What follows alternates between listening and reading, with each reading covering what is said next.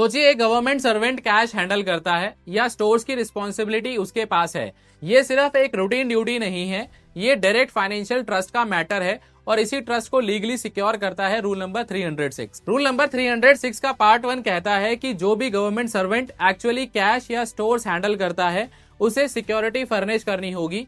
ये सिक्योरिटी कितनी होगी और किस फॉर्म में होगी, ये सेंट्रल गवर्नमेंट या एडमिनिस्ट्रेटर सर्कमस्टांसेस और लोकल कंडीशन के अकॉर्डिंग प्रिस्क्राइब करेगा।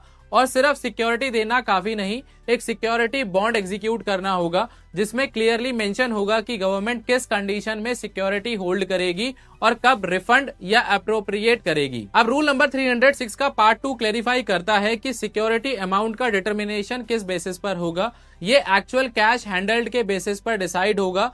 इंपॉर्टेंट, अकाउंट पे चेक्स और ड्राफ्ट्स को इस कैलकुलेशन में इंक्लूड नहीं किया जाएगा। रूल नंबर 306 का पार्ट 3 फॉर्म स्पेसिफाई करता है security Fidelity bond in GFR 17 के फॉर्म में होगी और सिक्योरिटी बॉन्ड फॉर्म GFR 14 में एग्जीक्यूट होगा। एडमिनिस्ट्रेशन इंश्योर करेगा कि गवर्नमेंट सर्वेंट बॉन्ड को अलाइव रखने के लिए रिक्वायर्ड प्रीमियम पे करे।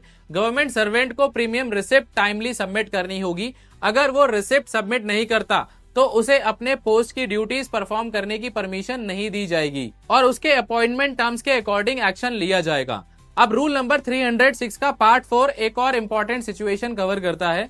अगर कोई गवर्नमेंट सर्वेंट टेम्परेरीली किसी कैश या स्टोर हैंडलिंग पोस्ट पर ऑफिशिएट कर रहा है तो नॉर्मली उसे फुल प्रिस्क्राइब सिक्योरिटी फर्निश करनी होगी, लेकिन मिनिस्ट्री एडमिनिस्ट्रेटर या CAG शॉर्ट टर्म वैकेंसी के केस में एग्जेम्पशन दे सकते हैं, पर 3 स्ट्रिक्ट कंडीशंस के साथ। पहला, उन्हें सेटिस्फाई होना चाहिए कि कोई रिस्क इन्वॉल्व नहीं है।